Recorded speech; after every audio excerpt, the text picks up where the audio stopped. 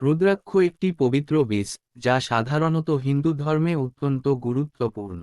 রুদ্রাক্ষ শব্দটি এসেছে রুদ্র, শিব এবং অক্ষ, চোখ থেকে, যার অর্থ শিবের চোখের অশ্ব।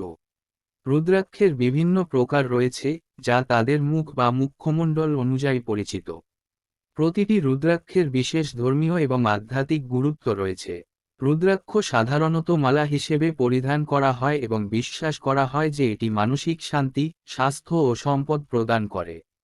এছাড়াও এটি খারাপ প্রভাব থেকে রক্ষা করে এবং ধ্যানের জন্য উপযোগী পরিবেশ সৃষ্টি করে। রুদ্রাক্ষের 1 থেকে 21টি মুখমণ্ডল হতে পারে। প্রতিটি মুখের নিজস্ব ধর্মীয় ও আধ্যাত্মিক গুরুত্ব রয়েছে। উদাহরণস্বরূপ, একমুখী রুদ্রাক্ষ ভগবান শিবের রূপে ধরা হয় এবং এটি সমস্ত মানসিক ও শারীরিক সমস্যা দূর করতে সহায়ক বলে মনে করা হয়। 5মুখী রুদ্রাক্ষ সাধারণত সবচেয়ে প্রচলিত এবং এটি পরিধানকারীর মানসিক ও শারীরিক উন্নতি সাধন করে।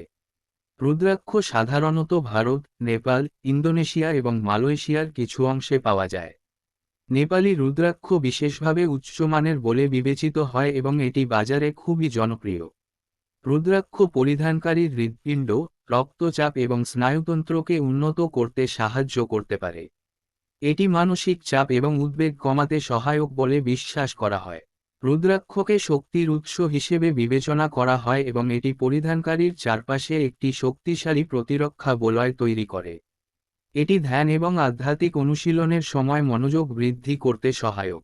খাঁটি রুদ্রাক্ষ শনাক্ত করতে কিছু পরীক্ষার পদ্ধতি রয়েছে।